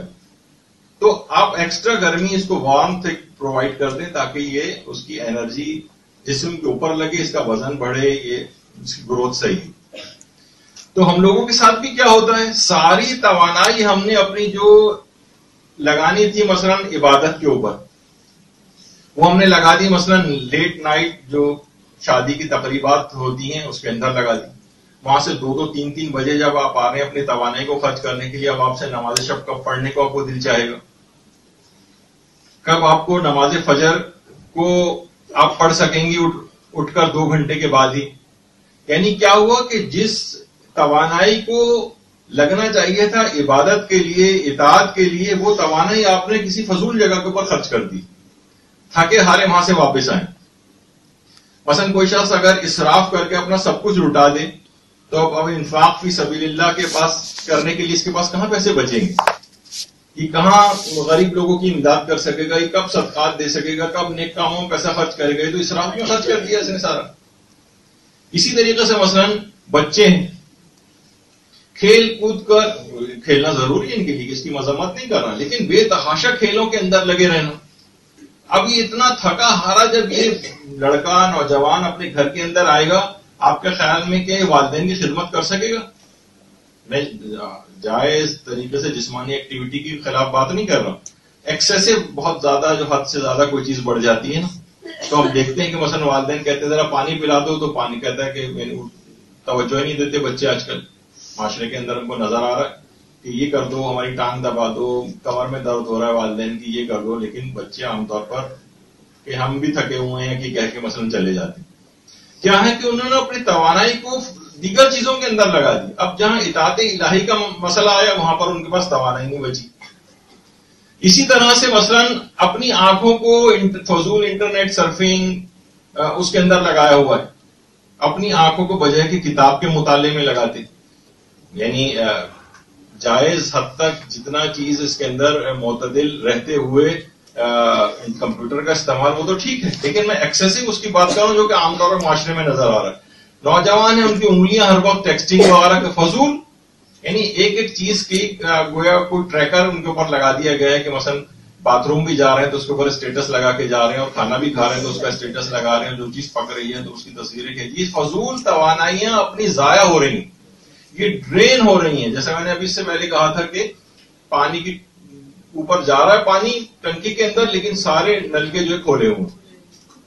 نتیجتاً یہ ہوگا کہ جب واقعی ضرورت پیش آئے گی اور باتھ روم میں بیٹھے ہوں تو سب پانی نہیں آئے گا. تو بہرحال یہ مسئلہ اس کے اندر ہوتا ہے. تو انگلیوں کو اس میں استعمال کر رہے ہیں، تو اب ان کے پاس کب ہوگا کہ جناب یہ بیٹھ کی تو ہاتھ تو اپنے انہوں نے اس میں تھکا لیے، اب یہ ان کے ایک صفحہ کاغذ کے اوپر لکھنا ان کے لیے دشوار ہو جائے گا. تو یہ ہوتا ہے. اچھا، اسی طرح سے علماء ایک چیز اور بیان فرماتے ہیں کہ جو عزم و ارادے کو وہ بےہودہ مناظر اور فحش جو ہے وہ گفتگو عام طور پر جو ہوتی ہے. تو جیسے میں نے ابھی کہا کہ یہ جو افراد ہیں جو یہ ٹیکسٹنگ کر رہے ہیں، اب علم والی چیز کے اوپر یہ اب اس کے اوپر اس سختی پر اب سے کچھ لکھا نہیں جائے گا. جو کہ عام طالب علم جو ہر وقت اس کے ہاتھ میں کاغذ اور قلم رہتا ہے وہ اپنی ان تمام توانائیوں کو بچا کر اپنی توانائی اس جگہ کے اوپر لگاتا ہے. یہ علم حاصل کرنے پر لگائے گا, وہ فضول چیزوں کے اندر یا ضرورت سے بہت زائد ان کو استعمال نہیں کرے گا.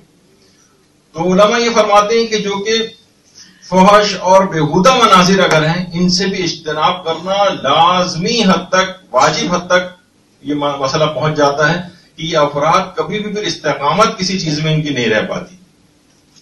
اس میں ایسے تمام ڈرامے بھی آ جاتے ہیں. اب تو تقریباً ایسے اشتہارات بھی, تقریباً سارے اشتہارات ایسے آنے لگے ہیں جو بہت بیہودہ ہیں اور اس پرپس کو بیہودی کے اور فحش چیز کے وہ فلفل کرتے ہیں. یعنی آپ یہ نہیں سوچیں کہ بھائی یہ تو ایک عام سا ایک موبائل کا ایڈ ہے, اس کے اندر مستقل رقص اور ڈانس اور یہ حرام چیزیں جو ہے اس کے اندر دکھائی جا رہی, اور وہ کیا ہے, وہ فحش اور بیہودہ منظر ہے جو اس کے اندر دکھایا جا رہا ہے. یہ سب چیزیں جو آنکھوں کی نگاہوں سے گزر رہی ہیں عزم اور ارادے کو کمزور بناتی ہیں. یہ سب چیزیں استقامت کو پیدا ہی نہیں ہونے دیتی.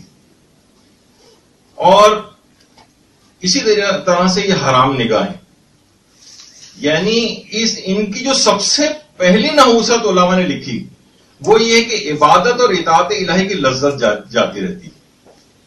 کبھی دل نہیں لگے گا, اور دل نہیں لگے گا عبادت پہ تو استقامت بھی نہیں آ پائے گی. تو اب ایسے اشخاص جو ہیں ان کو حلال لذتوں میں بھی لطف نہیں آتا ہے, بلکہ یہ کیا ہے, ان کی رغبت ہی صرف حرام کی طرف ہونے لگتی. کتنی عورتیں یقین جانیے کہ شکایات کرتی ہیں کہ شوہر مثلا ان پر توجہ نہیں دیتے, پتہ نہیں کن کن سے فونوں پہ اور ان پہ بات کرتے رہتے ہیں وغیرہ. کیا ہے کہ کیونکہ ان چیزوں کے عادی ہو گئے, اب جائز اور حلال چیز جو ہے اس کے اندر انہیں رغبت محسوس نہیں ہوتی اور حرام چیز کی طرف ان کی نگاہیں اٹھتی. تو یہ شیاطین اس طرح سے, جب یہ آپ نے سنا کہ باقاعدہ ان کے اوپر شیاطین کا نزول ہونے لگتا ہے. اب یہ ان کے ہاتھوں کے اندر کھیلتے ہیں, وہ جو دکھانا چاہتا ہے وہ دیکھتے ہیں, جو سنانا چاہتا ہے وہ سنتے ہیں. عبادت اور اطاعت الہی کی چیزوں سے ان کو وحشت محسوس ہوتی ہے, جائز اور حلال چیزوں میں بے رغبت ہونے لگتے ہیں, استقامت نہیں آ پاتی. تو حرام نگاہ کچھ اس طرح کی چیزیں لے کر آتی. اور چیز جو نقصان پہنچاتی ہے آپ کے عزم اور ارادے کو وہ ہے بہانہ سازیاں. فجر پہ میں یوں نہیں اٹھ پایا کہ رات ہم دیر سے سوئے تھے, فلاں مہمان آ گئے, رات کو دیر تک باتیں کرتے رہے تو پھر آنکھ نہیں کھلی. کل بہت اچھی کوئی مووی آ گئی تھی, اس وجہ سے دیر سے سوئے, آنکھ نہیں کھلی. مثلا خمس دینے کی باری آئی تو اس میں بھی بہانے, بھائی پہلے تو سیونگ ہو جاتی تھی, نکال دیا کرتے تھے, اب پیسے ہی نہیں بچتے ہیں ہمارے پاس, کہاں سے نکالیں, اب اتنے خرچے ہو گئے. کسی سے کہا جائے جناب آپ علم کیوں نہیں حاصل کرتے ہیں, تو کہتے ہیں کہ جناب وقت ہی نہیں ہے, صبح کے نکلے ہوئے رات کو گھر پہنچ رہے ہیں, وقت ہی کہاں ہے ہمارے پاس. عورتیں کہتی ہیں گھریلو کام اتنے ہیں, بچوں کی ذمہ داریاں فلاں ہیں, حاصل کرنے کے لیے وقت ہی نہیں. یعنی جسے کہا جاتا ہے کہ وہی بنی اسرائیل والا لوگوں کا رویہ. یعنی ان سے کہا گیا تھا کہ گائے کو ذبح کرو تو اتنی ٹال مٹول سے کام لیا کہ ان البقرۃ تشابہ علینا, کہنے لگے کہ گائے ہم پر مشتبہ ہو گئی.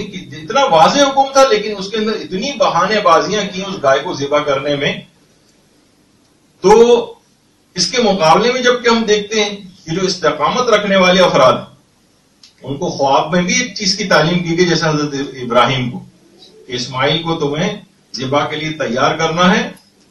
فلما اسلم وتلہ للجبین, انہوں نے کیا کیا کہ جو سر تسلیم خم کیا پروردگار کی طرف, اور استقامت دکھاتے ہوئے پیشانی کے بل اپنے بیٹے کو لٹا دیا ذبح کرنے کے لیے. ان سے گائے ذبح نہیں ہو رہی تھی اور یہ اپنے بیٹے کو, استقامت کرنے والا بیٹے کو ذبح کرنے پر تیار ہو گیا. سبحان اللہ. تو یہ ہوتا ہے کہ ٹال مٹول سے کام لینا, بنی اسرائیل کے لوگوں کا سا رویہ اختیار کرنا. یہ ہو گیا تھا تو یہ ہو گیا, اس وجہ سے میں یہ نہیں کر سکا, اس وجہ سے میں یہ نہیں کر سکی. ہر وقت بہانے بازیاں اسی کے اندر زندگی تمام ہو جاتی ہے, ان کا عزم و ارادہ کبھی مستقل نہیں ہو پاتا. تو ابھی جیسے آپ کی بات یہ آئی کہ جیسے ہی نیکی کا جذبہ دل کے اندر پیدا ہو جائے فوراً سمجھ جائیں ٹال مٹول نہیں کرنا ہے. شیاطین ہاتھ سے چمٹ جائیں گے, صدقہ نہیں دینے دیں گے. مطالعے کا دل چاہے فوراً شروع کر دیں, عبادت کا دل چاہے فوراً شروع نہیں. مثلا ابھی حج نہیں کر رہا, اگلے سال حج پہ چلا جاؤں گا, پھر پتہ نہیں کب ہو جائیں گے. اب سے نماز شب نہیں، بس اب جو رمضان آئے گا تب سے نماز شب شروع کر دوں. خواتین کے روزے قضا ہیں، ابھی تو گرمیاں چل رہی ہیں، ابھی جب سردیاں شروع ہوں گی تو میں قضا رکھ لوں گی. یقین کیجئے کہ پھر وہ کفارہ تاخیر کے مسئلے پوچھنے آئیں گے کہ اب میں کتنے دوں، کیونکہ وہ اگلا رمضان شروع ہو گیا. تو حج میں اس وقت بہت سے لوگ کہتے ہیں کہ حج ہم اس وقت کرنے جائیں گے جب بوڑھے ہو جائیں گے، وہ حج کے بعد تو ظاہر ہے کوئی گناہ تو کر نہیں سکتے، ابھی تو ہم سے پھر گناہ ہو جائیں گے. اچھے خاصے لوگوں کا کہنا یہ ہوتا حج کو ٹالتے رہے. کچھ پتہ نہیں کہ کتنے افراد ایسے ہیں، زیادہ تر افراد تو بڑھاپے کی منزل تک پہنچنے سے پہلے دنیا سے چلے جاتے ہیں.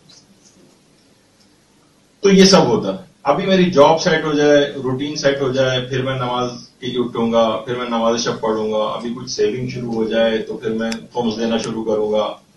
وقت جیسے ہی ملے گا تو میں علم دین بھی حاصل کر لوں گا. استقامت کو اگر آپ نے مؤخر کیا تو یہ کبھی حاصل نہیں ہو سکے گی. جیسے ہی دل میں جذبہ پیدا ہو فوراً اس پہ کام شروع کر دیجیے. اسی طرح سے آیت اللہ بہجت یہ بات کہتے تھے کہ توفیق جب حاصل ہو جائے تو پھر تساہل سے کام مت لیں. فرماتے تھے توفیق کے جس وقت توفیق آپ کو مل گئی، آپ کے دل میں جذبہ پیدا ہو گیا، اس موقع کو ہاتھ سے نہیں جانے دینا. یہ موقع اگر ہاتھ سے نکل گیا تو پھر دوبارہ نہیں آئے گا. تو توفیق میں مثلا میں مثال دے دوں آپ کو، توفیق مل گئی، مدرسے آپ ماشاءاللہ سے آنے لگیں، تو کسی بھی بہت فضول قسم کی باتوں یا ٹال مٹول کے ذریعے مدرسے کو نہ چھوڑیے. کیونکہ میں ہر دفعہ جو پہلی کلاس ہوتی ہے آپ لوگوں کو اب تک میں نے نہیں سنایا تھا، ورنہ ہر ایک سے یہ کہتا تھا کہ ہم نے باقاعدہ ایسوں کو دیکھا ہے کہ جو کہ اس کے اندر اصل میں علم دین کی توہین اور تحقیر ہوتی ہے. کہ جب آپ چھوڑ کے جاتی ہیں کسی بھی فضول بات کی وجہ سے، دل نہیں چاہ رہا اور یہ اور سب چھوڑ دیا بہرحال آپ نے، تو اس میں علم دین کی ایک تحقیر ہوتی ہے اور اس کی ایک خاص نحوست ہوتی ہے. نحوست یہ ہوتی ہے کہ پھر وہ آپ نے لحاظ سے علم دین کے لیے یہ رویہ اختیار کیا، باقی زندگی کسی کام کے اندر آپ کو کامیابی نہیں ملے گی. ہم نے دیکھا کہ بہت سے، میں نے اس سے پہلے بھی کہا تھا کہ جو اس طرح کا رویہ اختیار کرتے ہیں تو ہم نے ان کو کامیاب ہوتے نہیں دیکھا. پھر ہاں کوئی ویسی وجہ ہو، عام طور پہ ہوتا ہے خواتین شادی ہو کے دوسرے شہر چلی گئی، لیکن پھر بھی وہ وہاں سے رابطے میں رہتی ہیں، درس سنتی ہیں، نوٹ بناتی ہیں، آگے کام کرتی ہیں. لیکن یہ کہ بالکل چھوڑ دیا، جیسے فضول ٹائپ کی چیز تھی، آپ آئے داخلہ لیا اور اس کے بعد خیرآباد کہہ دی، ایک توہین اور تحقیر ہے. پھر اس کا نحوست یہ ہے کہ اب آپ کو ناکام زندگی گزارنی، یعنی دیکھا یہ گیا. اچھا، اب کیونکہ وقت بھی پورا ہو گیا، لیکن میرے اعتبار سے ابھی ویسے تو یہ سلسلہ ابھی 2 تقریباً نشستوں میں اور جاری رہے گا ابھی، لیکن یہ بھی چیزیں مکمل نہیں ہوئی کہ جو کہ اس کو نقصان پہنچانے والی ہیں.